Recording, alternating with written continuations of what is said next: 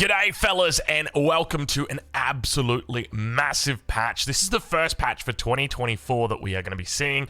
It's also going to be reshaping the way balance is done across Age of Empires 4, so let's get into it. We'll go quickly through all of the first things and then get down to the balance changes, which are of course the meat and potatoes of every patch. Now you hear my voice, I've just woken up, 7:30 in the morning at the moment in Australia, so let's get into it. So, the devs have said, it's the seasonal theme and event. We've got the new Lunar Fair 2024. Very, very nice. I'm sure one of these guys will get released and be confused for a UFO somewhere in the world. Nice new portraits as well. Looks like we've got the eye of a lizard or a dragon, potentially. And, well, a whole bunch of brand new things that you can work towards. Login rewards, map pool rotation. Oh, map pool rotation. This is important. Okay. With a new update comes an opportunity to refresh the map pools. This update features 2 maps that have not seen rank. Oh, God. Oh, God. Forts and waterholes. Some familiar maps have made their... Please tell me that's not in 1v1. 1v1 ranked map pool. We have got Hidden Valley, Rocky Villa... Oh, my God. Sorry, I've just woken up. Rocky River, Canal, Golden Heights. These guys are rotating out. Okay, so thank the lords. We can say goodbye to Hidden Valley. Rocky River, I like this one. Canal, never played it, and Golden Heights, never played that one either. So, to be fair, you know, they're getting rid of the hybrid maps and probably the worst land map, and the maps that are rotating in. So they're bringing in forts, they're bringing in Boulder Bay, they're bringing in Mongolian Heights, and 4 lakes. So they're bringing in 3 more water maps and forts as well. I'm curious to see how forts is going to go. We'll have to wait and see. I'm going to hold my judgment for the moment. It's a bit of a weird map, because you quite literally spawn in a fort. But it's not as Age of Empires 2 as you might be thinking. Anyway, that is the 1v1 ranked map pool, new 1v1 ranked map pool, so it just lists all of them there. And then the team ranked pool, so we've got maps going out, Volcanic Island, Hideout, Golden Heights, and Hidden Valley as well. And the maps coming in are Forts, Canal, Hill and Dale, oh damn, and Waterholes. Alright, so there you go, that is it. So the build spotlight, Xbox update. So what have we got here? After we launched the Sultan's Ascent expansion last year, we heard the Xbox Home Share wasn't working as expected. They fixed it. Design update, our main focus this update has been to improve the balance of new civilizations. Wonderful. The Japanese Sacred Choice has been reworked with 6 new technologies that are unlocked at either the Shinto Shrine or Buddhist Temple based on your Castle Age landmark selection. That sounds really good. Okay, so the Japanese are going to be hot. We're going to get into that, that's for sure. Crash fixes, wonderful. As always, gameplay, AI updates for all civilizations. No, it looks like just 3 of the new civilizations. Some for Nomad, some AI bug fixes as well. And then general... Now, hold on. We're just going to quickly go through here and just see exactly what we're looking at. Fix an issue that could cause idle AI units. Oh, no, it's quite literally just AI. Never mind. All right, general bug fixes. Fixed a crash that could happen on Xbox. Fixed a bug where the game could crash. Units will no longer get stuck under generated wall blockers. That's a good bug fix right there. That did happen. That was quite annoying. Villagers chopping wood near walls. And then fix an issue with the animation of the Wisdom Wings. House of Wisdom Wings would be out of sync with the age up for the Ayyubids. Reduced visual artifacts when snapping Palisade. I'm really hoping that they're actually going to fix...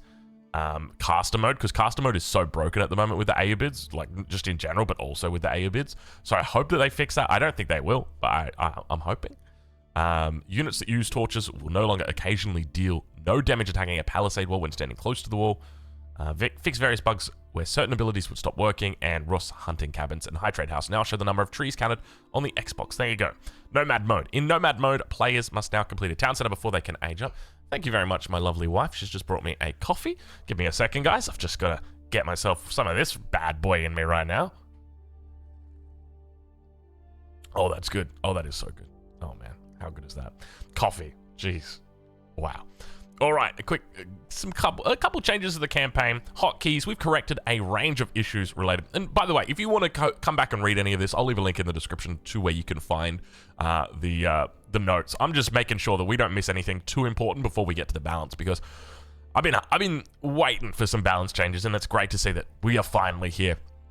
So hotkeys, and then masteries fixed a bug. Where protecting the sword was not correctly tracking. UX, UI, and menus, well, I like this a lot. A bug in the Korean language has been fixed. Improved the smoothing of the camera when watching a recorded replay when free camera is disabled. I'm hoping that that is what I think it is. I'm really hoping that that's what I think it is. That is an annoying bug that happens all the time to me.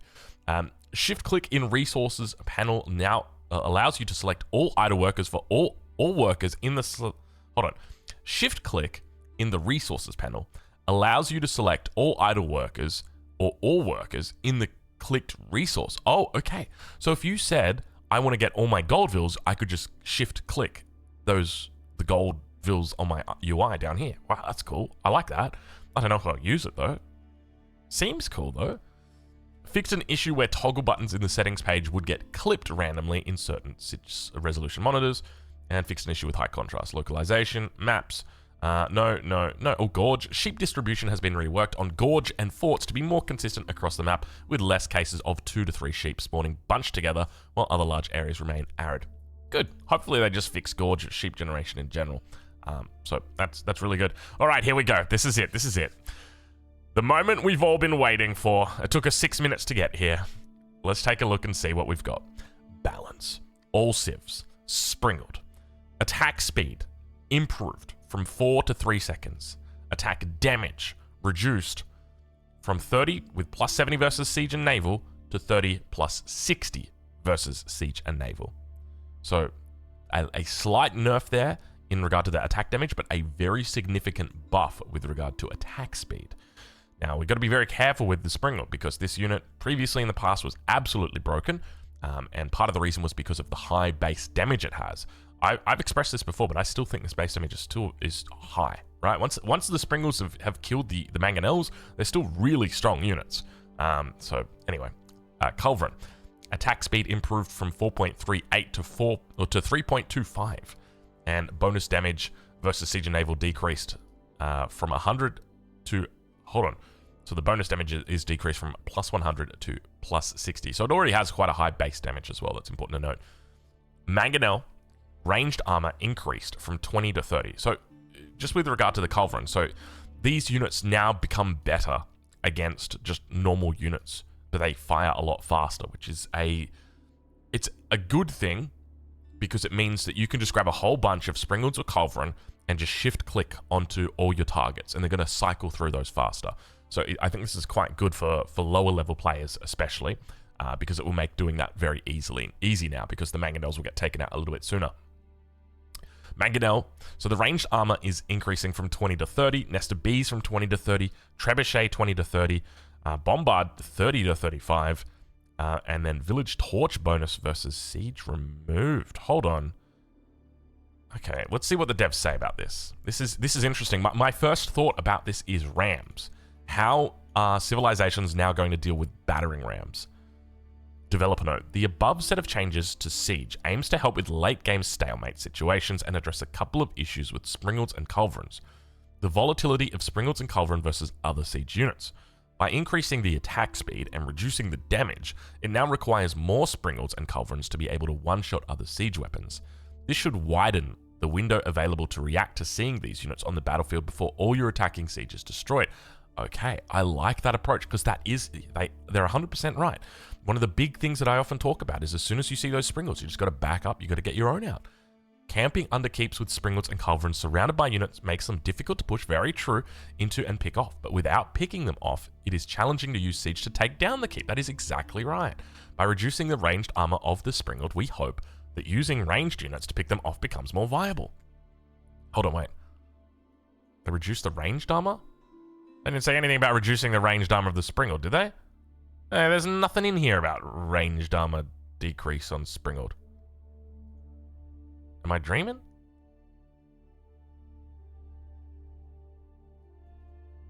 Do we just quickly, like...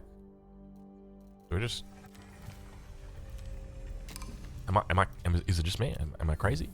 So what was the base armor for Springled before? I think it was 20, right? With everything else? Look at this. There's so many juicy players on the bloody ladder. Drongo's playing Juicy Legacy, and freaking the AI's playing it as well. Are you serious right now? In a jiffy.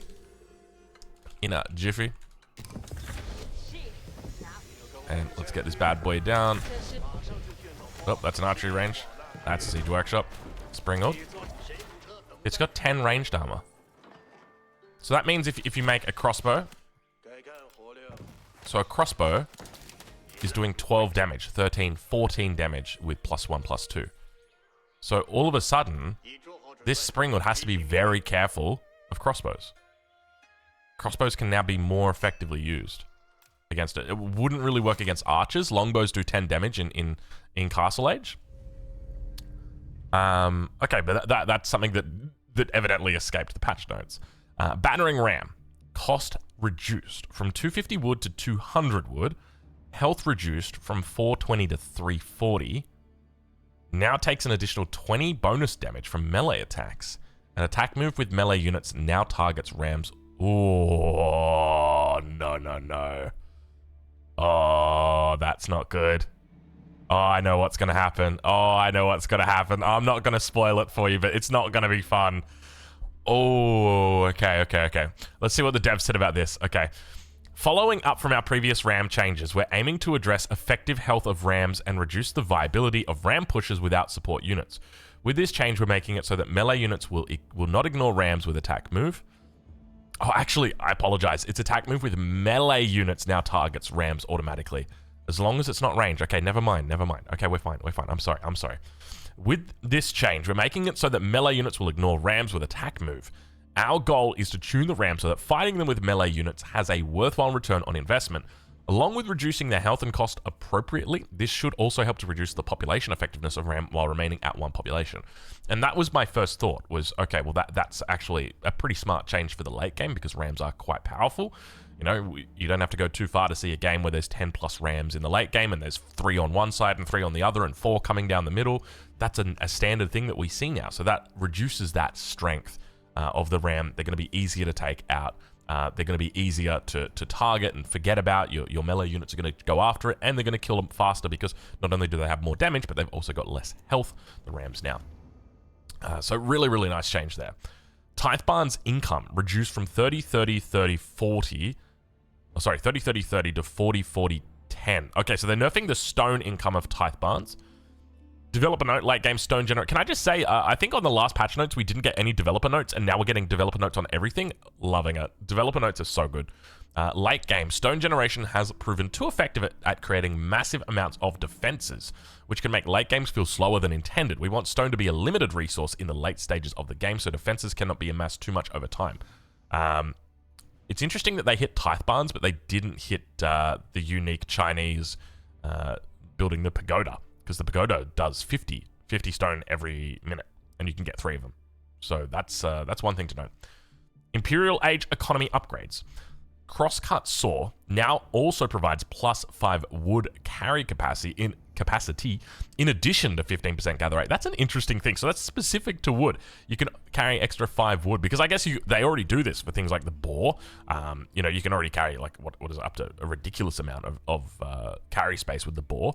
So that's pretty cool. Just give me a second. I'm just gonna take a drink of this coffee. Bro, how good are coffees? And cupellation. So that's the mining upgrade. No longer increases gather rate. Instead, villagers drop off 15% more gold. Bro, they actually made these 100% viable.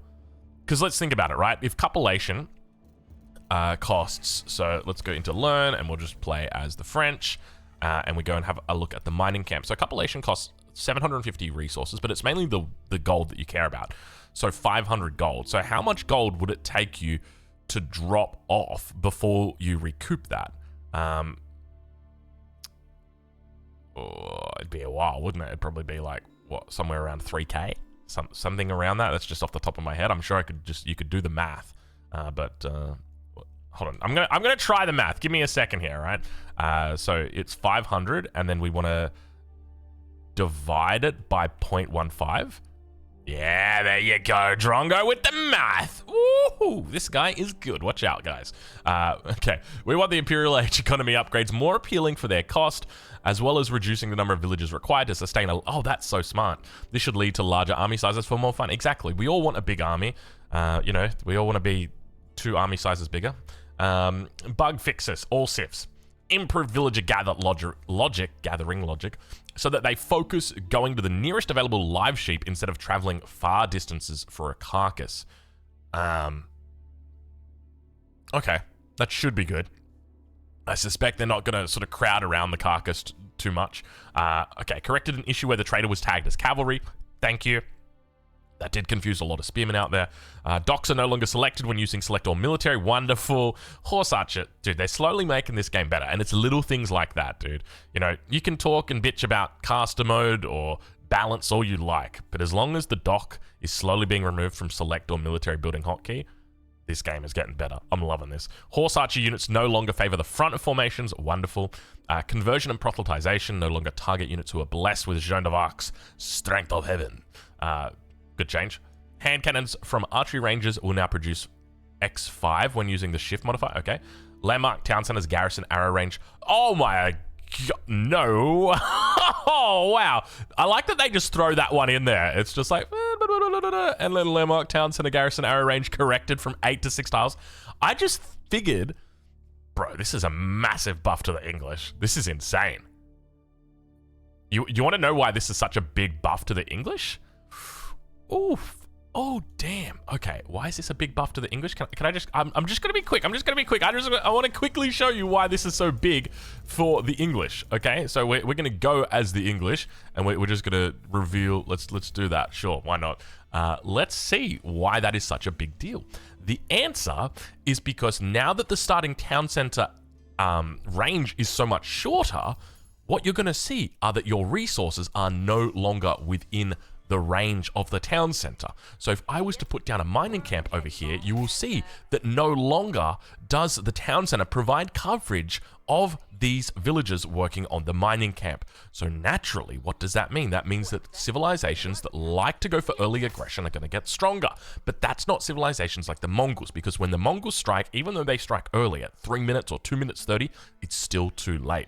So why are the English powerful? Because the English can make men-at-arms in the Dark Age, and we can see them do it from the very beginning of the game. So that's my pick, that you're going to see English become very difficult to deal with on the ladder. Wow, this is absolutely wild. You can see here we've got the gold at the front of the base, no coverage whatsoever. Back of the base, a little bit of coverage on that stone. Wow, that is a huge change. I can't believe that they did that. That's massive. Wow. Okay. All right. We're getting somewhere with this game, that is for sure.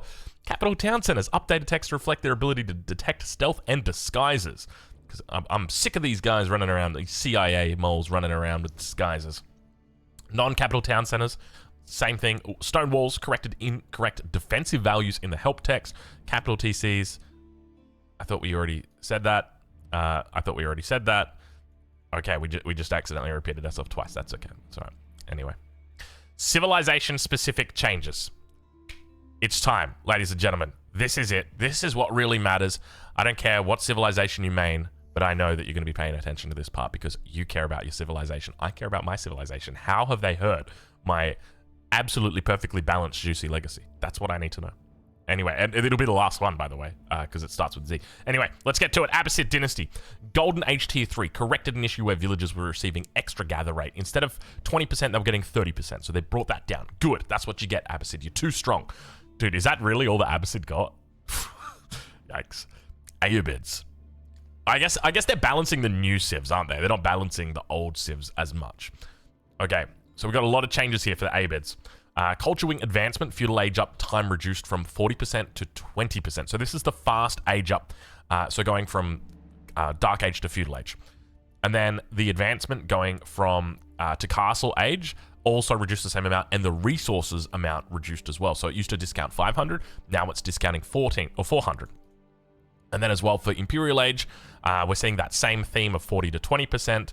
And so if we actually take a look and see from the Ayyubids, the House of Wisdom, we'll see that, where is she? Is it up here? Culture Wing Advancement, there it is.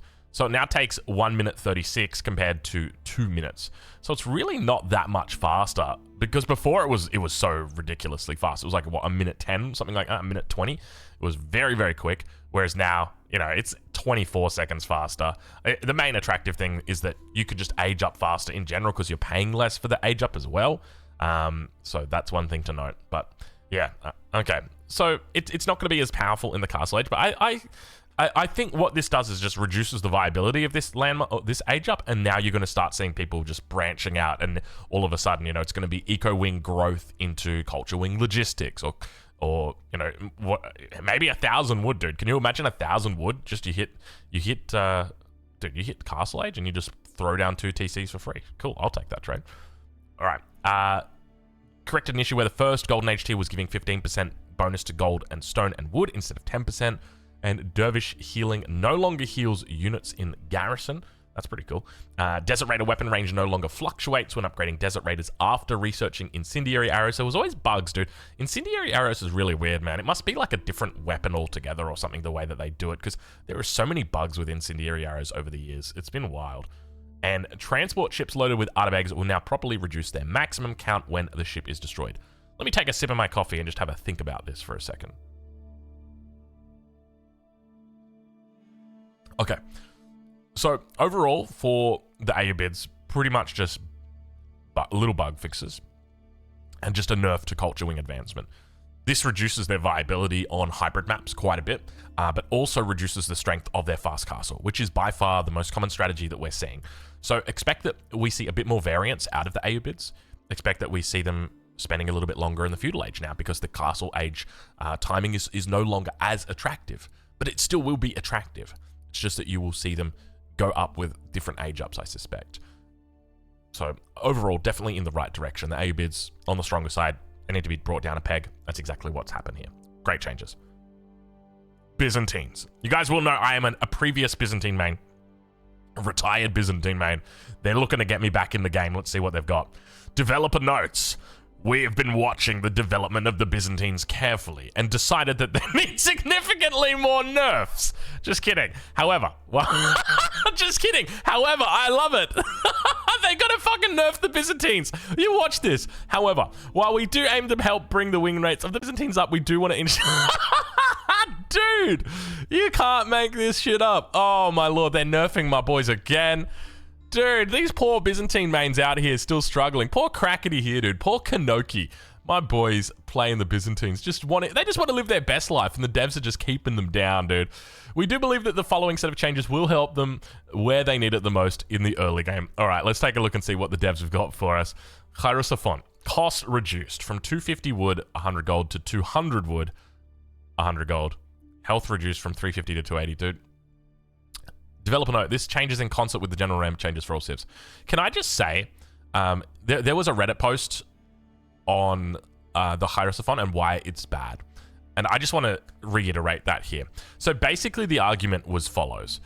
The Hierosophon does part of its damage through fire damage. Okay, so that's like the stream of fire that comes out. And it also does part of its damage through the fire that's on the floor. So not the fire in the flames, but the fire on the floor. And so what happens is if you get 2 Hierosophons, they both do damage through that first mechanism where they're shooting the fire, but only one of them does damage through the fire on the floor.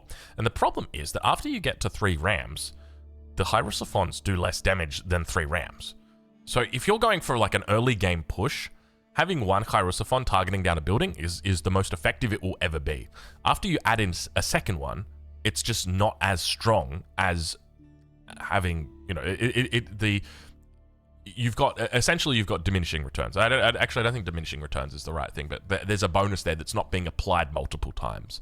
And as a result, like you're paying a lot of money for these Hierosophons. I'll be honest, I'm not a fan. This is one of those cases where you've got a unique unit that has a really big drawback. Like I don't know why they I feel like they should reduce the gold cost as well. It just, yeah. Anyway. We'll see how they go. We'll see what other changes they've been cooking up here. Byzantines, Sistans. Oh yeah. Gather bonus increase from 5, 10, 15, 20, 25 to 10, 14, 18, 22, 26. Wow. Okay. So we're definitely just opening with 1 Sistan from now on. We don't need to go for that second Sistan. I mean, 14% is nice, but you look at the bonus difference that you're getting from 1 to 2 Sistans. Before, it was 5 to 10. You're getting, double the bonus. So it was like, yeah, I'll get double the Sistans. Whereas now, I'm getting a massive 10% bonus, and And I'm only getting 4% for that secondary cistern, so... And I know it's like, but you're only getting 4% here. But yeah, but our initial bonus is already 10%, right? Like, that's already a massive amount. This is great. And this is very... this reminds me of the same sort of changes that they make in League of Legends. So I do like this. This is a really good approach. Build time reduced from 20 seconds to 15 seconds. Stone cost cap reduced from 300 stone to 250 stone. Really nice changes here across the board for the cistern. Definitely going to make it more viable. Loving it completely. I'm curious to see. Byzantines are going to have really quick age up times now. If anything, this buffs the Hippodrome, because the sooner we can get the Hippodrome out, the better it gets. Cistern of the first hill landmark. Starting flasks increased from 1 to 3. Max flask maximum increase from 10 to 20. Decrease the amount of health restored from 250 to 150. Reduce the healing duration from 10 seconds to 6 seconds, so it still heals at the same rate. Improved flask spawn rate from every 45 seconds to every 30 seconds. That's a pretty big buff, actually, 45 to 30 seconds. And reduced unit cooldown from 45 to 20 seconds. That's interesting. Okay. I feel like these changes... Initially, when they designed the landmark, I felt like, okay, they want people to cataphract fast castle. That was it, right? There's no other explanation for it. They want people to go fast castle to cataphracts. Now I feel like they're kind of backstepping a little bit, and they're like, maybe you guys can make Keshiks and Varangian guards instead, because you're actually getting value on it. The issue that was happening before is that you would have a unit get low on health, say a Varangian guard, and then after 5 seconds, it gets to maximum health, and then that last 5 seconds of healing just doesn't ever count. And so that's why people were kind of going towards cataphracts with it. Whereas now, this actually means, okay, I'm healing up my units, and it doesn't feel that bad if I don't use all of it, because I've got more starting flasks, I've got a higher amount of flasks that I can hold, and on top of that, I've got a lesser amount of I've got a higher respawn rate. That's probably the biggest one. Really nice changes. I like this a lot. I'm fearful that it's still not going to be enough, just because it's a bonus like this is very hard to quantify. It's really hard to look at this and go, yeah, you know what? But my 2 Keshiks every minute, that's better. You know, I prefer getting the Keshiks out over the cistern of the first hill, because the Keshiks are tangible, and I can look at that and be like, that's my unit. So I suspect if you start seeing people at the top go for this, you're probably going to start seeing people further down looking for this landmark. Grand Winery now acts as a mill and a monastery and includes food economic technologies. Hello, that is a really good change. One of the big things that you had to do early on is, with the Byzantines, you had to go for a mill in the transition period to get your wheelbarrow. You don't have to do that anymore. This is wonderful. Really good change. Lamentonite shield wall damage reduction decreased from 50% to 40%. That's not as bad as I thought they would hit it. That's actually pretty respectable. I still think it's absolutely broken. I still think it's absolutely broken, but it's look, it's a change in the right direction, right? So that's good. System Dialecticus, research speeds decreased from 50, 100, 150, 200, 250 to 30, 60, 90, 120, 150. Honestly, I'm fine with this, dude. This actually is perfectly fine, because it was crazy, right? Like, it was absolutely crazy how fast you could get those research speeds going. I would click the Castle Age button, age up, and immediately I would have +2 ranged armor, veterancy for all my units. My my mercenaries got veterancy within the space of like 15 seconds, 10 seconds. It was crazy how quick it was. So really, this is, I think this is a fine change. Golden Horde Tower landmark, reducing training speed from, Golden Horn Tower landmark, reduced training speed from 50% reduction. Bro, this is worded so badly. So the training speed had a 50% reduction before. Now it's a 60. Produces 2 Keshiks instead of 3 per batch. There you go, nerfed.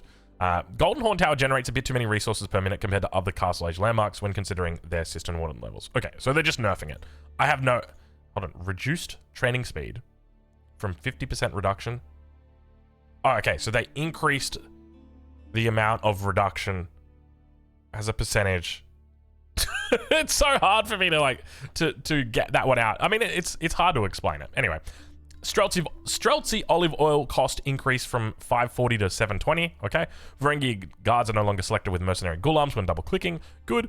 Imperial Hippodrome corrected issue where wolves would grant supply points. That was completely intended. Corrected the... I didn't even know about that. That is the funniest bug. Corrected help text to state that workers that generate olive oil to the percentage of amount of food carried. And Akratoy Defense added that it changes all villager weapon to a spear that deals +1, +2, +3, +5 bonus damage per age.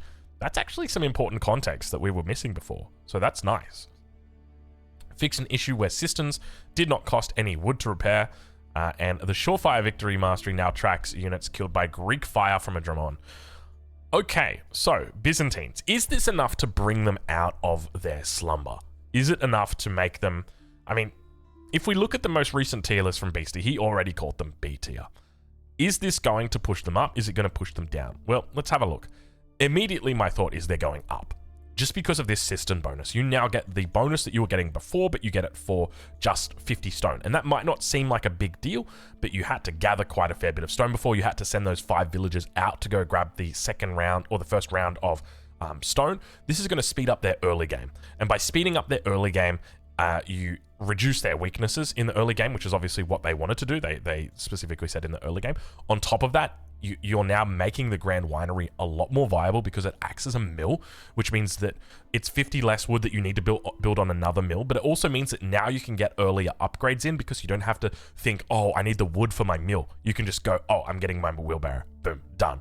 And so now you've got a faster wheelbarrow that's coming in. Of course, your wheelbarrow is no longer affected by the very fast research changes, down from 50 to 30, but this is still absolutely fine, in my opinion. There's a lot more flexibility that the Grand Winery now provides because it acts as that food economy technology upgrade center, aka mill. I think these are pretty good changes. The system of the first hill landmark is the one that interests me the most because I do think we might actually see fast castles become relevant with this. I'm looking forward to seeing players like Crackety here try the system of the first hill with, say, Varangian Guard and Keshik. Though, to be honest, probably not with the Keshiks. I mean, realistically, you won't have a lot of Keshiks because your system of the first hill landmark is replacing what you normally use to make Keshiks. And can we just talk about that as well? So it used to produce 3 Keshiks per batch. Now it will produce 2 Keshiks per batch. That's insane to think that they were getting like 1 free unit every minute. And it was still so hard with that civilization. But I think overall, these are changes that are definitely in the right direction.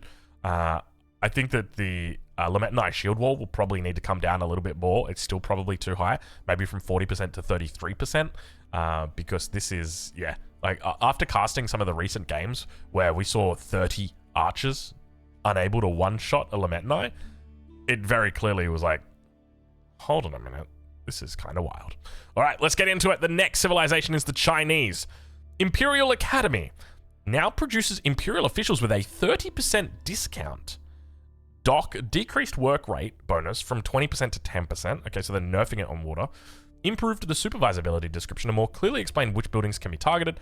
And fix an issue where Chinese houses and villages would display a tax UI despite not generating any tax. So 30%, that means they're 35 gold and 70? It doesn't say. It doesn't display it immediately. Yeah, so 70 food and how much gold? 35. So they're down to 105 from 150. That's a pretty big buff. But it's only 50 resources. I mean, it's still enough, right? Like that's not bad. I'm going to take Chinese bonuses any time I can get them.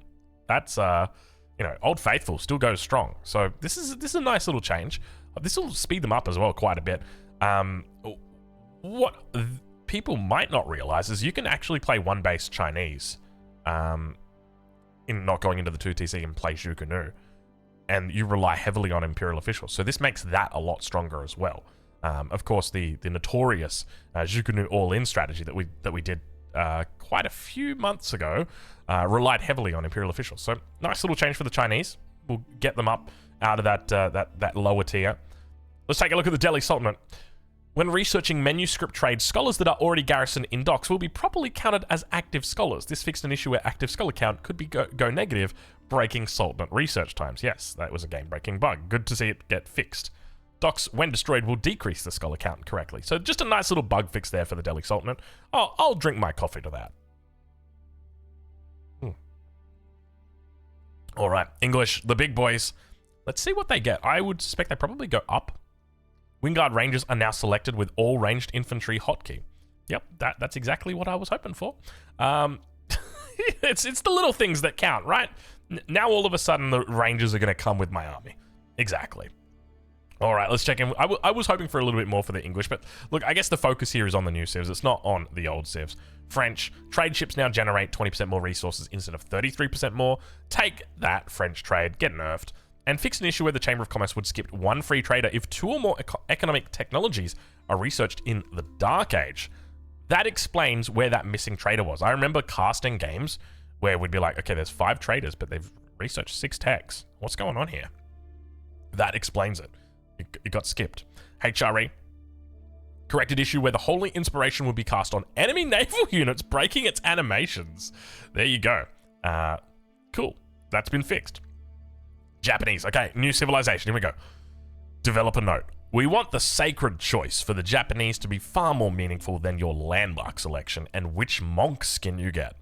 While providing a needed buff to the Japanese, we hope that this rework offers more distinction between the 2 choices and more strategic options in the Castle Age and beyond. I find it interesting that they recognize the Japanese need a buff. There's a part of me that still thinks that they should be cooking or let them cook. Anyway, yeah, all right, let's have a look and see.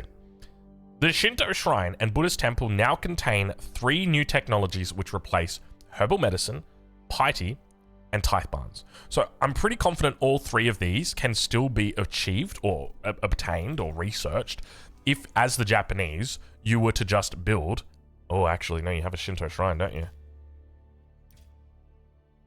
Yeah, okay, so you can't get those technologies. Because tithe barns is good, right? Like, you really want tithe barns. Though tithe barns did get nerfed, but it's still good. It's still good, dude. It's just a little bit nerfed. That's a Simpsons reference. I hope you guys get that. Shinto Shrine. Shinto rituals. Increase the Shinto priest's healing rate by 60%. Okay, that's herbal medicine. Health by 40. Okay, that's piety. And move speed by 15%. I thought you were going to say, and increase the relic gather rate by... No. Okay. So slightly a little bit faster on the movement speed, but gets those other bonuses for the Shinto priest. Gaion Festival. All buildings gain 2 line of sight. Every 3 minutes, all economic units heal for 100% of their max health over 3 seconds. Okay, this is a bit of a weird bonus. When does this matter? So you're in Castle Age, you're getting raided in the late game, your villagers managed to make it to the town center just in time before the fire lancers blew you up, but one of them hit you. So now we go back to max health. Doesn't seem that powerful. Doesn't seem like, whoa, that's crazy. Like, very rarely am I like, oh, I sure wish my villagers had a little bit more health on them at the 45th minute. But, I mean, this is still nice, though, right? Like, it's one of those quality of life things. Okay. Weird direction, but I'll accept it. And Bunrei increases the maximum number, oh, hello, of Yorishiro by +2. Immediately spawns 2 Yorishiro at the floating gate. Hold on, wait.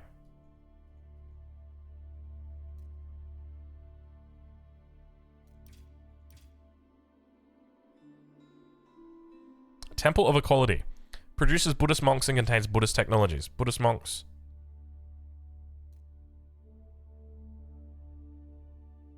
Wait, so you always get the Shinto Shrine? Oh no, the Shinto Shrine is the oh, okay, I'm sorry, I'm silly. Okay. Of course. The Shinto Shrine is in my head. I'm like, okay, I've got a floating gate. I've got the Temple of Equality. It's like, where does the Shinto Shrine come into it? Of course, it comes in if you go for the Yorishiro. So this is if you go for the floating gate landmark. Sorry, I should have got that out there in the open first. If you go for the floating gate landmark, now all of a sudden this is what you're going to be getting. So you get that piety for free. You get the herbal medicine for free.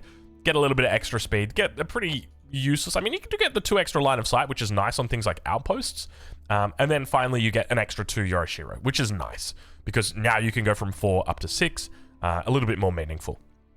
So that's good. Now let's talk about the Buddhist Temple. So that comes in from the Temple of Equality. This is objectively the better looking landmark. Actually, is it the better looking landmark? Floating Gate's pretty good looking as well. I mean, both of these landmarks are good. These are S tier on the looks-wise department. Buddhist Temple, Zen. Buddhist monks generate 25 gold every 60 seconds. How much does a Buddhist monk cost?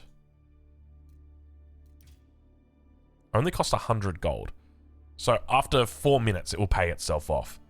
Now, for anybody wondering, a villager in the castle age gets about 46 gold every minute. So this is about half of that, less than half. But it is... See, this is interesting, right? Like, it's a big investment. Is there a world where you just go for mass Buddhist monks? Because remember that the Temple of Equality has got some good shit going with it. Okay. Nihon. Upgrades Buddhist conversion to Nihon conversion, which has 25% shorter cooldown and additionally improves nearby allied units' movement speed by 25% when cast 1. Come on, devs, get it together. 5 mountain ministries. Buddhist temples automatically cast Sohei Sutra on a nearby enemy every 6 seconds.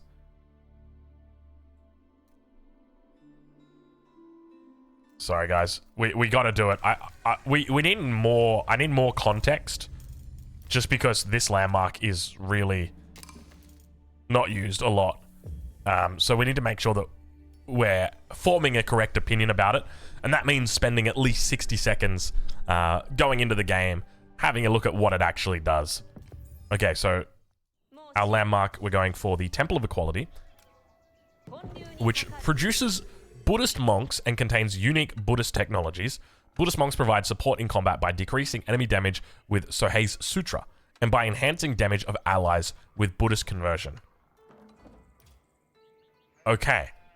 Okay, so I think I see what the devs are looking. So basically they're hoping that people are going to start making these, because now when you make a Buddhist monk, it will generate gold for you. So there's an incentive there to make them in the first place. But then, if you do make a lot of them... Now, of course, these guys cost gold, but they're going to be returning the gold to you. I'm expecting... Oh, wait, we need to research the tech, don't we? Yep. So research the tech. Oh, shit, that's an Imperial Age tech? So we're going to research that tech. Now we're Castle Age. We're generating gold every 60 seconds. Support unit. So they're just basically coming out and they're just walla-lolling over here and reducing the damage that's coming through. So the other upgrades, we've got Nahan. Upgrades Buddhist conversion to Nahan conversion, which has a 25% shorter cooldown and additionally improves nearby allied units' movement speed. So when I do this, this is going to buff up my attack damage. So you can see they all get a buff, but there's nothing that shows on the UI. But it works out to be like an extra little bit. So, wait. When the Wallalol happens, now these guys can't cast their conversion? Did we literally just find a bug? Because they're affected by this Wallalol?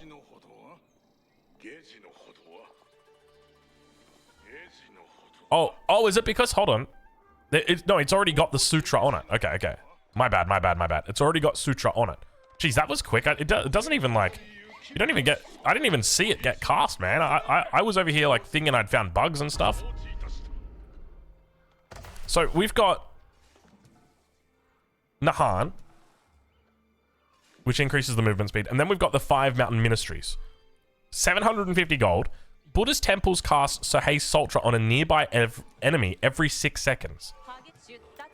So you're telling me I get the Takanoshima gunsmith, and I bring one of these villagers down here, and then I start making Buddhist temples in my opponent's face. So I'm like, hey, here's a Buddhist temple. And this Buddhist temple, which now has 3 little dudes standing at the front when it gets the upgrade. That is so cool. Can I just say that we need to see that kind of thing more often? That is really, really cool. No way that's the range for it. Yeah, okay, what does this even do? Sorry?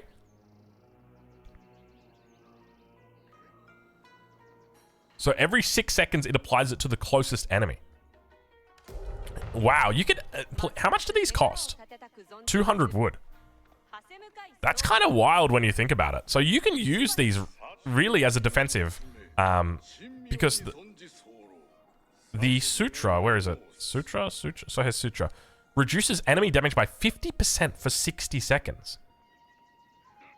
Not just that, but like you can have these dotted around your base, right? Like let's say you've got a whole bunch of farms, okay, at the back of your base. And maybe you've got like some walls up like that. You can put this bad boy over here, or even like, let's just say it's over here. A raid comes in. Maybe it's like 3 knights come in. As soon as the Buddhist Temple sees that, it immediately then puts that on top of it and nerfs the damage of the knight that's now coming in. So the knight is now doing as much damage as a horseman. That's pretty cool. I like that. But is that enough to make me go, you know what? I don't want 6 relics from the floating gate. And I think that's the hard part to sell. You really have to give me something quite beautiful if you want me to overcome that, because the floating gate is just so simple. It's elegant. It is the way that it works. It just synergizes incredibly with this civilization. It just makes total sense. And there's nothing in here that dissuades me from going into the floating gate again here. If anything, I'm feeling better about going for the floating gate because I'm going to get 2 Yorishiro in, I would assume this is probably Imperial Age. Let's just confirm that though.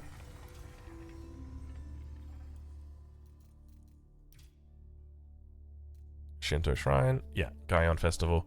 Line of sight increases. And Yorishiro. So 400 gold. Yeah, this is this is really, really nice. This is crazy good. How much does this Shinto rituals cost actually? 300 gold. That's not too bad. Buddhist monk. The conversion ability has been renamed to Buddhist conversion, and the description has been updated to properly indicate that nearby allies gain 20% damage for 20 seconds when Buddhist conversion is cast. Keep in mind it also stacks as well. So if you've got 2 casting it, it will be 40 seconds for 20 seconds, or 40 damage for 20 seconds. 40% damage. Buddhist Temple now has a build limit of 5, including the Temple of Equality landmark. Okay, so that counts as the Buddhist Temple for the purpose of 5 mountain monasteries.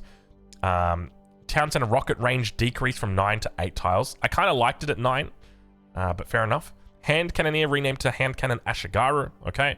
And Koka Township will no longer instantly spawn a shinobi, but instead queue it in production for free when the landmark completes construction. I like that change a lot. That is a really good change. On hybrid maps, the shinobi timing doesn't give other civilizations reasonable time to establish an answer when scouting the landmark and responding to shinobi's sabotage ability. Really good change from the devs there. Taganashima Gunsmith updated the UI to show the current number of stockpiles available to spend. Good change. Buddhist monks will no longer leave their stand ground state when casting Sahei's Sutra. That's cool. I like that. And corrected an issue where Sahei's Sutra would be cast on enemy naval units, breaking its animations. Koka Township corrected an issue where the free shinobi would not travel to rally points. Copper plating technology corrected an issue where the bonus was displaying plus 2% instead of plus 2 fire and ranged armor. So that's one of the naval technologies. Floating Gate will no longer fail to create a shinobi priest if players are population blocked. The Shinto priest now stays in the production queue until population room becomes available. There you go. Correct an issue where ranged cavalry were not benefiting from Umabannerman auras. That is wonderful to see.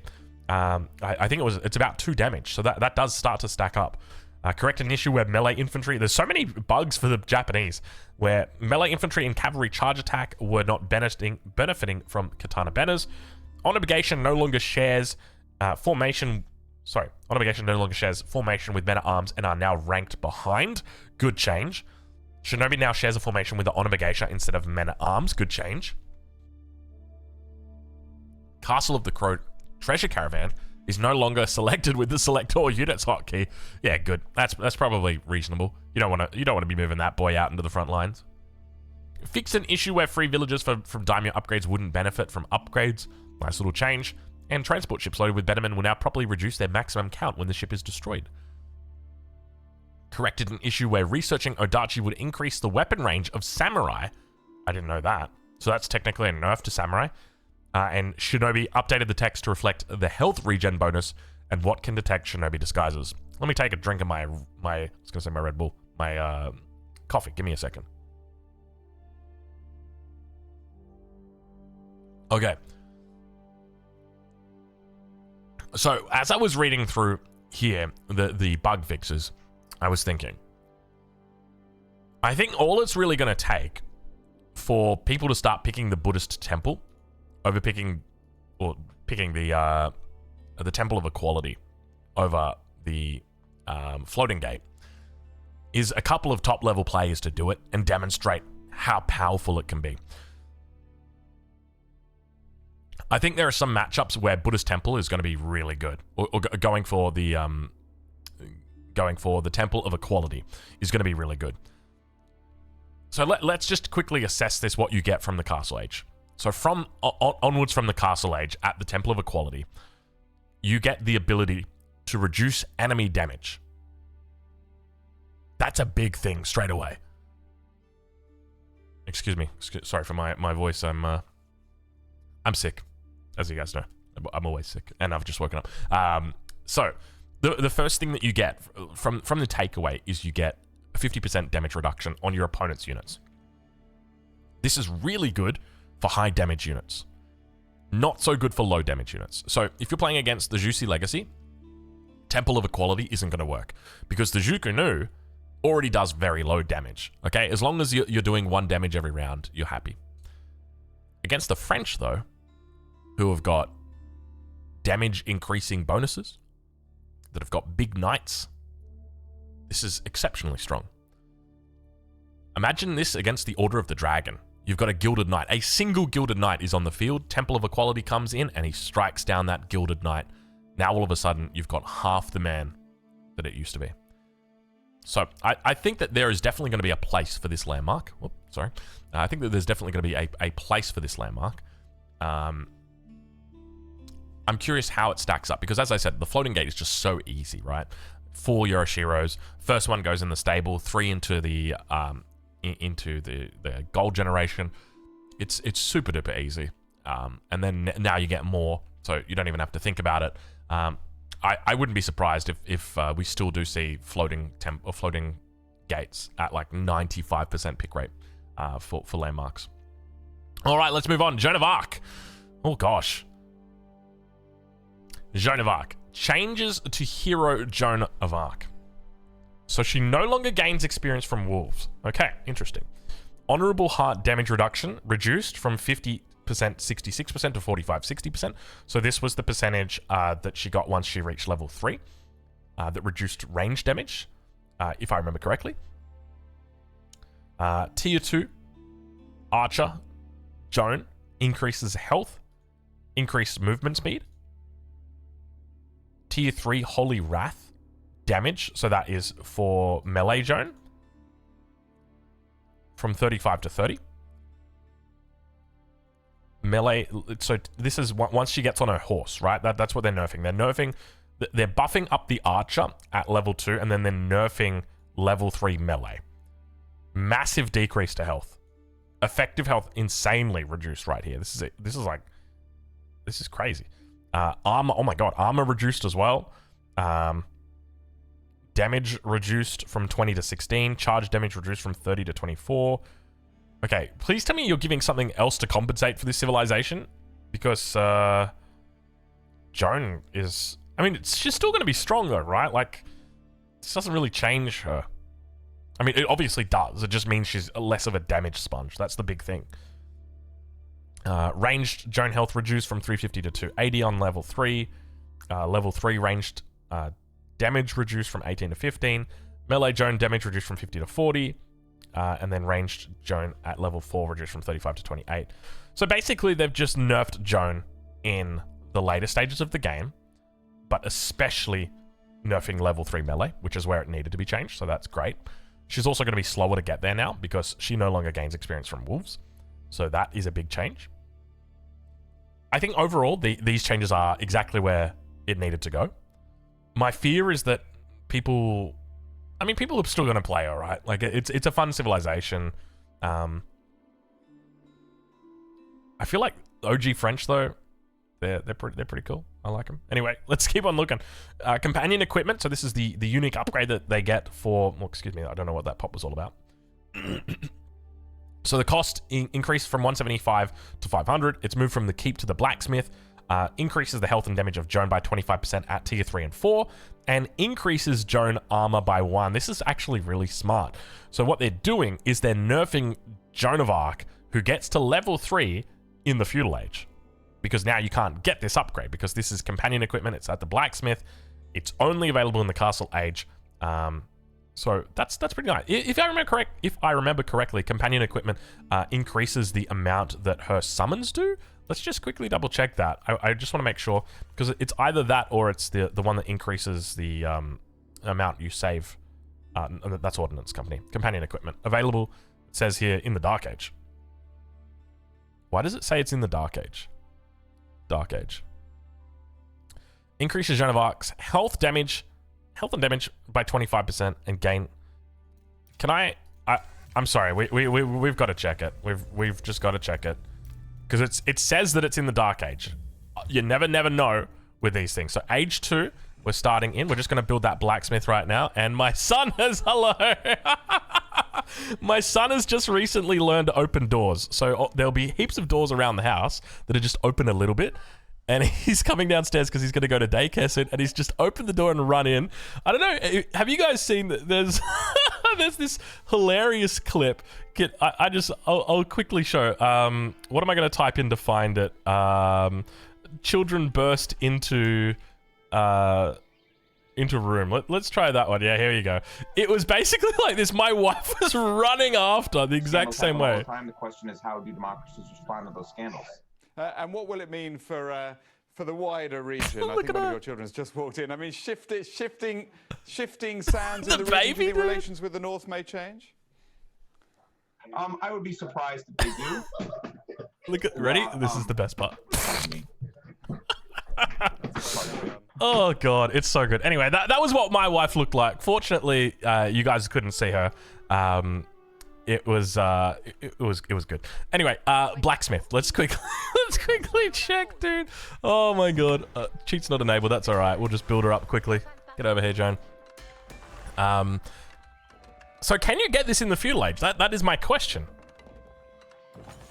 You can't. Okay.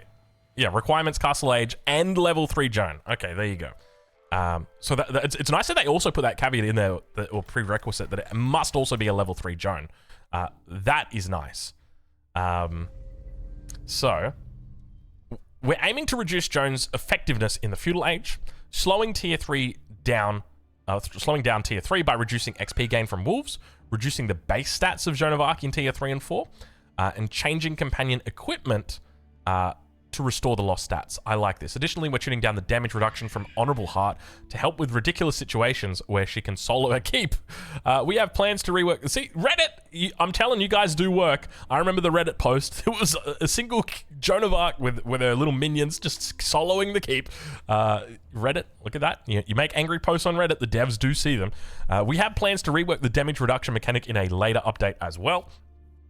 And Joan of Arc will no longer lose ability charge progress or cooldown progress when leveled up, garrisoned, or killed. Okay, that's actually pretty big. Joan of Arc abilities can no longer be interrupted by auto attacks during casting. Divine Arrow ability shows an improved error message when trying to target Gaia. Holy Wrath no longer damages units in garrisons. Good. Divine Restoration no longer heals units in garrisons. Good. Corrected an issue where Joan of Arc would gain experience from sheep. I didn't know that. That's quite good. Included the damage tiering information of Joan of Arc's Holy Wrath and Divine Arrow abilities in the tech tree. Keeps are now selected with select all military buildings to make Joan of Arc's companions easier to train. And that's pretty much it. Okay, so overall with Joan of Arc, definitely the right direction. Very strong, level 3. especially strong when you're in the feudal age. Now, not only do you have a Joan that has less armor, less health, less damage reduction, less damage coming from the Holy Wrath, less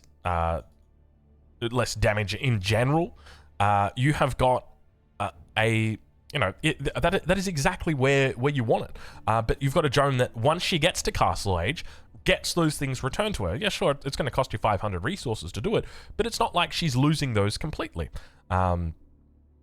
So these are good changes. I think these are really, really nice changes, exactly where they should be. And then we've got changes to the Mongols, improved wheelbarrow, maximum number of resources carried from +7 to +9. Order of the Dragon. Dragon Villager gather rate bonus increased from 25% to 28%. Hello, my little Giga Chads getting a nice little buff. Gilded Landsknecht. Health increased in the Castle Age from 170 to 180. Increased in the Imperial Age from 200 to 210. Bodkin Bolt's damage versus Siege increased from 10 to 20. I gotta check. I'm sorry. I need to know. Can I use my crossbows as springalds? That's really what's important to me. I think that I can. The problem that we've got is that Bodkin... Oh, I'm doing this in Feudal Age, aren't I? I'm not going to be able to access Bodkin bolts. Yikes, dude.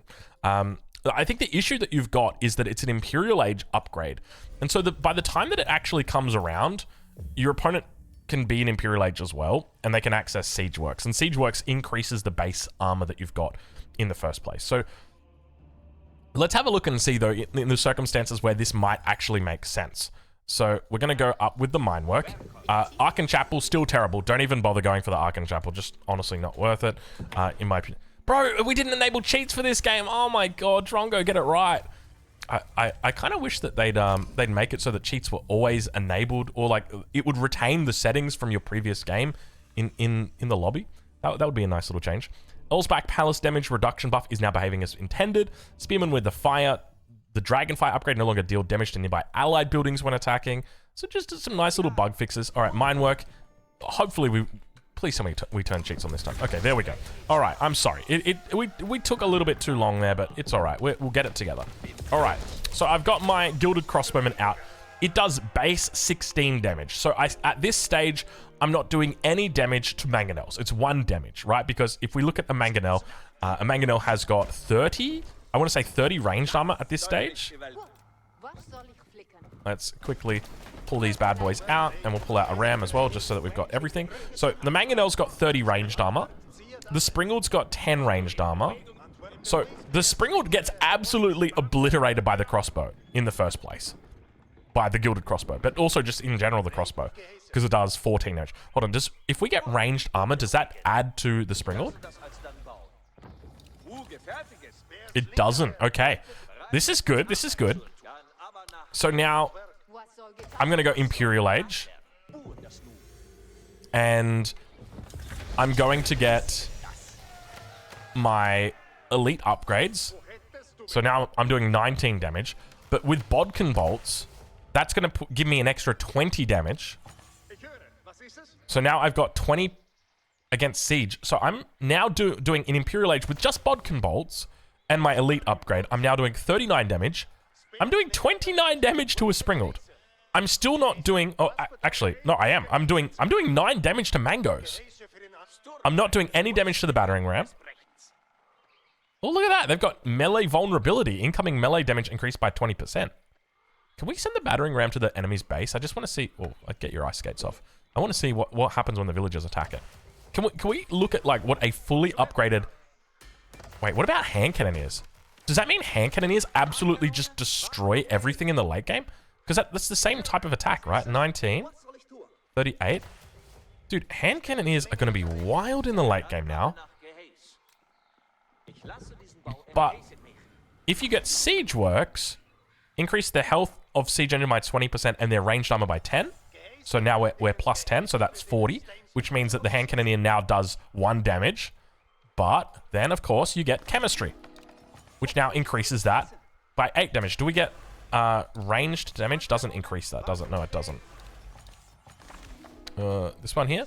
but you are doing 46 damage to the mangonels, so you're doing 6 damage in total because they've got 40. 6 damage isn't really a lot.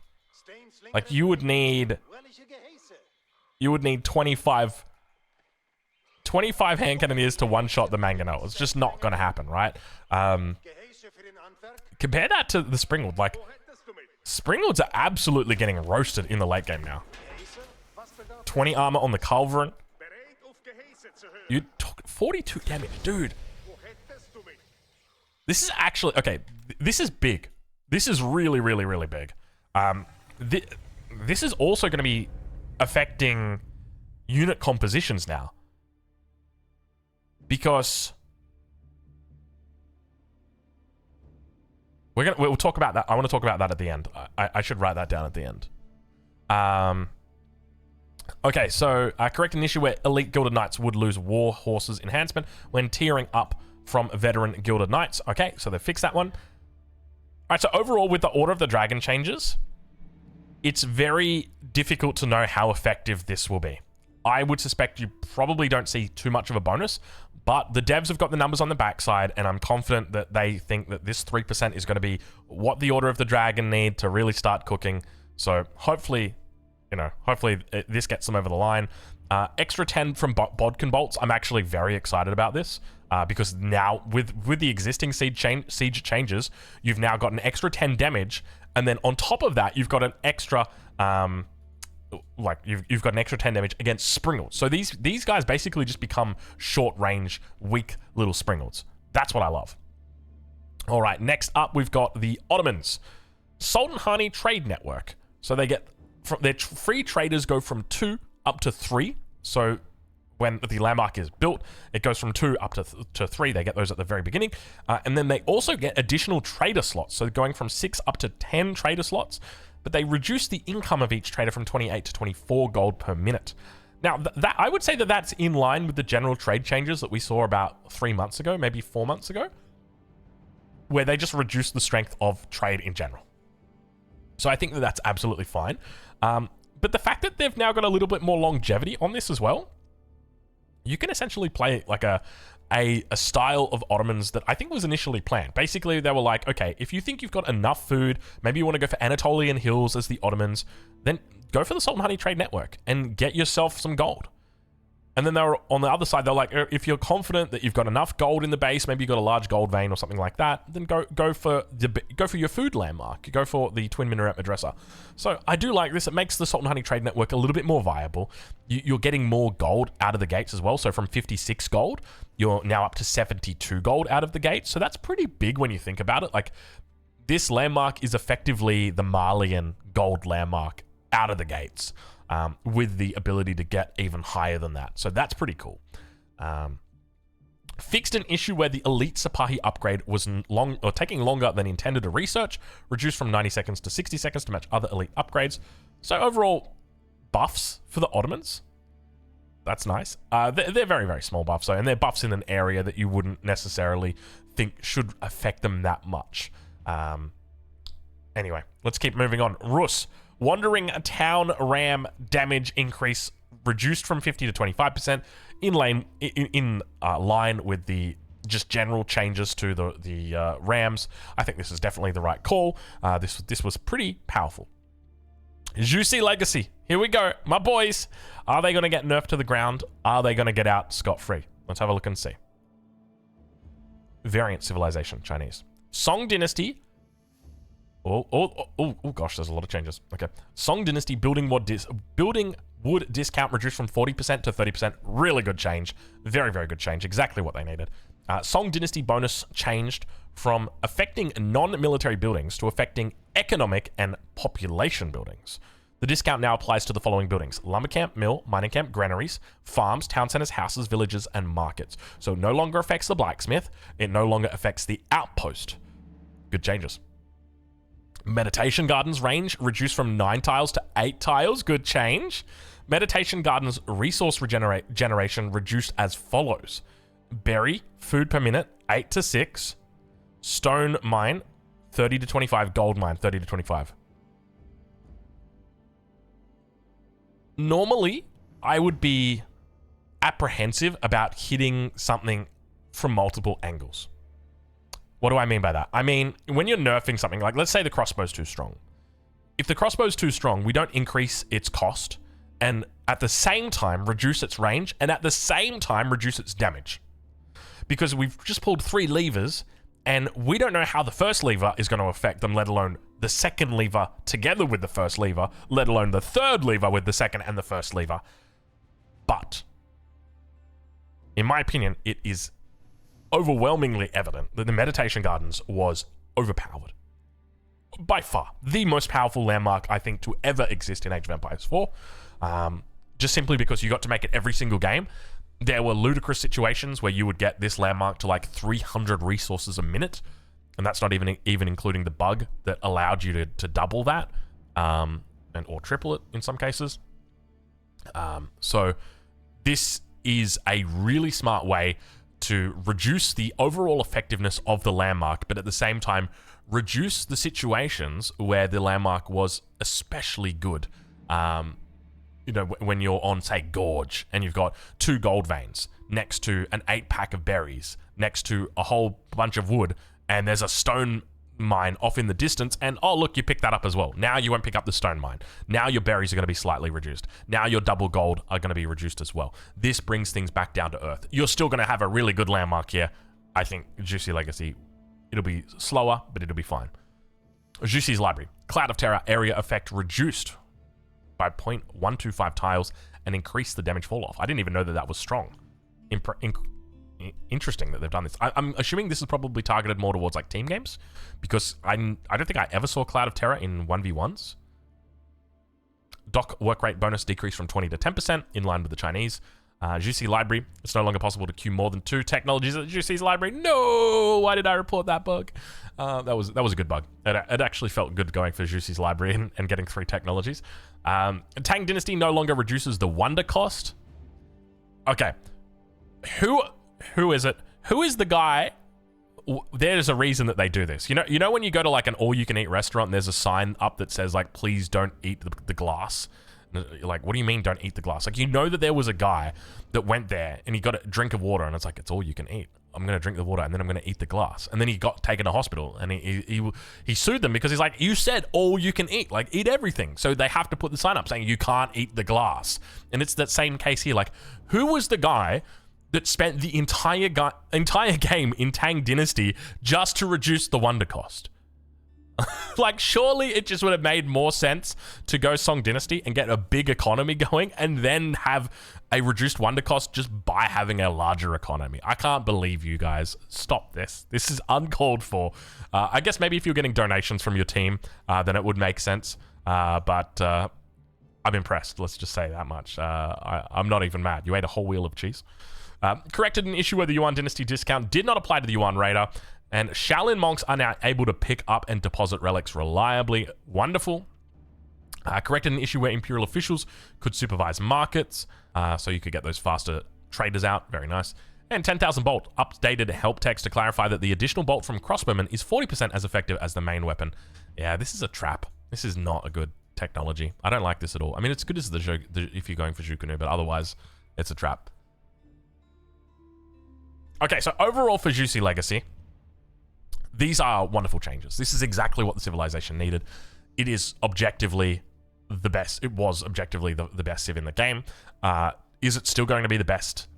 I don't know. We're going to have to take a look and see. With the reduced wood discount, that now affects town centers as well. So instead of paying 240, I'm assuming that you're paying 270 for a town center with Song Dynasty. We're not going to check. This also reduces the speed of their farm transition. It also reduces the ease of getting into the farm transition because granaries are now a little bit more expensive as well.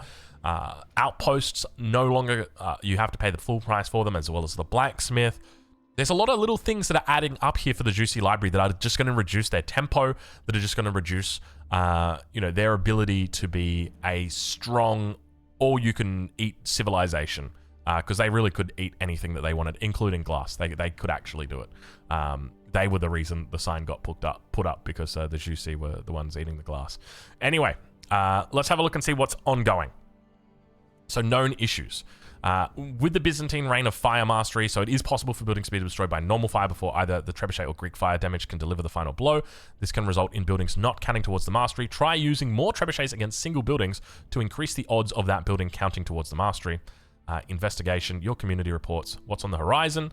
Coming up, following the Lunar Fair event that's set, we'll be celebrating International Women's Day with our new seasonal event set to kick off in early March. Oh, I like that they use the word kick off. Have we got a what's her name? She's from the Matildas. It's like the women's version of the Australian football team. Sam Kerr. Have we got a Sam Kerr crossover right now set to kick off? You know, Women's Day kick off. You guys see what's cooking? Anyway, do we get is there a Sam Kerr skin for Joan of Arc? That's what I want to know. Are we going to get that? So we're also cooking up our next major update and look forward to sharing more soon. Okay, so overall, this is a very good, a really, really good balance update. I think this is great. They pulled levers where they needed to. These are mainly targeted at the new civilizations, not so much the old ones. You know, immediately I was like, okay, Abbasid, they didn't really get touched. It's like, yeah, but it's mainly focused around the old civilizations. Overall, I like the direction that this is going. I think that the changes to Siege. Oh, let's just talk about the changes to Siege, because someone did post on Reddit, and I wanted to bring this up. So this was a post by Ark on Reddit, where basically the new interaction versus Siege, it allows us to understand what's going on here. So you can see the number of shots required for the Springald, chemistry, culverin, and just the basic culverin. So this is the new numbers, how many you need to kill a specific unit. So it doesn't have a before and after, so I wouldn't necessarily say this is a good comparison, but it gives you a bit of an idea on where we are. So before, you needed 3 shots to kill a clock tower Springald from the... oh, that's with Siege Works. Okay, so you still do need 3. So that doesn't really change. You've now got that higher attack speed as well. To be honest, so just having a look at these numbers, most of them look the same. I'd have to compare them against the base, but I'm curious because what Arg didn't do is he didn't post a summary saying okay, so overall it means the Springald is slightly weaker against other siege while the culverin is on par. Actually, is that what the color? No, I don't know what the color represents. Anyway, so the other thing that I wanted to talk about, because we've obviously spoken about, you know, whether we like this patch or not, all that, but just the changes here in regard to civilization balance, and specifically the Springald. So one of the main combos that we see people using, and I'm guilty of this, is Spearman Crossbow. And you go Spearman Crossbow because it can pretty much defeat anything, right? Your opponent makes men at arms, you've got Crossbow to kill them, and Spearman to tank. They can't make any knights. They can't make any horsemen, because your spears and crossbows. Spears will kill the horsemen, crossbow and spear will kill the knights. So your opponent can't make only spears, because, well, I mean, technically they probably could make only spears, but it feels like you could probably just move into archers pretty easily. And then realistically, your opponent can go into mass archers, which is the correct counter. And then that's where you pull in your combo, your trump card, which is the mangonel. You make one mangonel, and all of a sudden your opponent's attempt to counter you with archers is no longer viable, because the mangonel is able to turn the tables there. So the only thing that's really happened in this situation is the mangonel has gotten stronger. Okay, so now that you've got that mangonel out, your opponent is going to go into Springalds themselves. And because your opponent has gone into Springalds, the damage that Springalds receive, hypothetically, from crossbow. So let's just say you're playing as everybody's favorite civilization, the Byzantines, okay? And we're going to allow cheats, just so that we remember.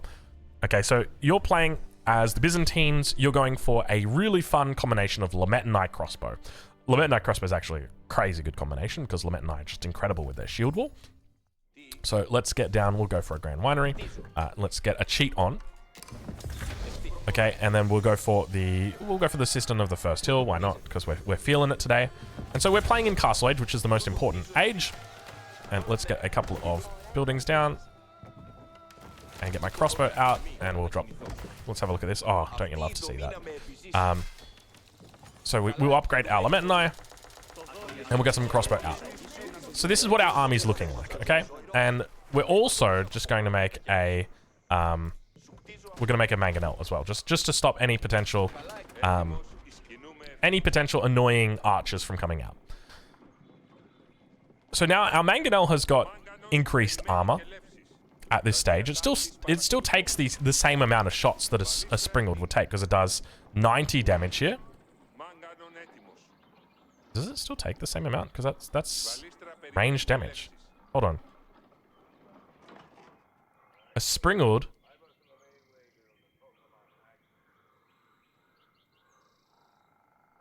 Mangonel? I think this is meant to be mangonel. Does a Springald now take 2.4 shots to kill a mango? If I'm mathing this right, so it's 90 damage, but it's only doing 60 because of the 30 armor. So you're doing 60, 120, 180 damage to kill, which is what this would indicate. So you now need 3 Springalds out. And the problem is, if you've got 3 Springalds and your opponent's got 2, the 2 Springalds can one-shot the 3, but the 3 are needed to one-shot the enemy mangonel. So now all of a sudden, we've got our blacksmith. Oh, that's not our blacksmith. That's our blacksmith. Let's get all of our upgrades. Why not? So now I've got my crossbows that do 14 damage in the Castle Age, and this is quite common that they'll get to this point. 14 damage. That means that Springalds can now get one shot by crossbows. How many crossbows am I going to need? If I've got 25 crossbows, let's go 25. You get rid of it. Or you're gone. So that's 100 damage. That's 120 damage. Is it reasonable to expect that you would get 32 crossbow shots onto a Springald? Not at once, but definitely over time, yes. This will be noticed. Like, even if just the whole front line here gets shot onto this Springald, you will notice it.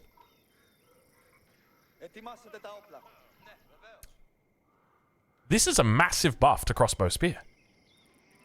Because now crossbow can deal with Springalds to some extent. Because remember, you've got the Lamentinai chasing as well, or spears in this case. So it almost feels like you're going to need your own mangonel as the defender to defend your Springalds from the crossbows. That's kind of wild, dude. Did they just buff? I want to check and see. I'm going to refresh the comments. I just want to see here. So this guy, Zello, says, this is my humble opinion. It means that this will be Age of Siege all over again. If you go castle, the more mangonel you have, the more you win. Oh, Nest of Bees, actually. Oh, he didn't do Nest of Bees. Oh, no, he did.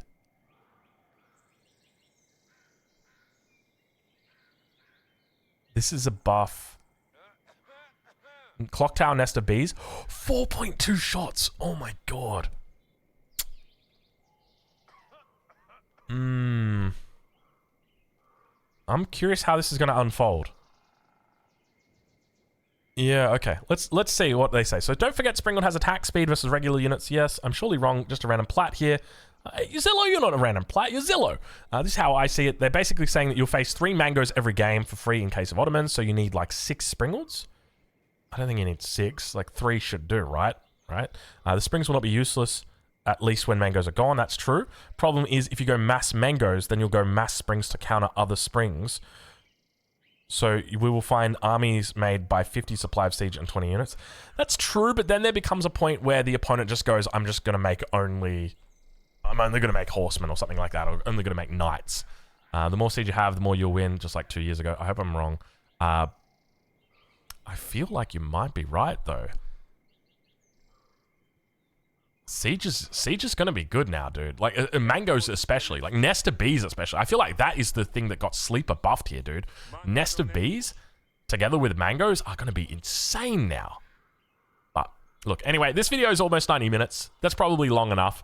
Let me know what you think. I want to know. Where does it go from here? Anyway, overall, really good changes in the patch.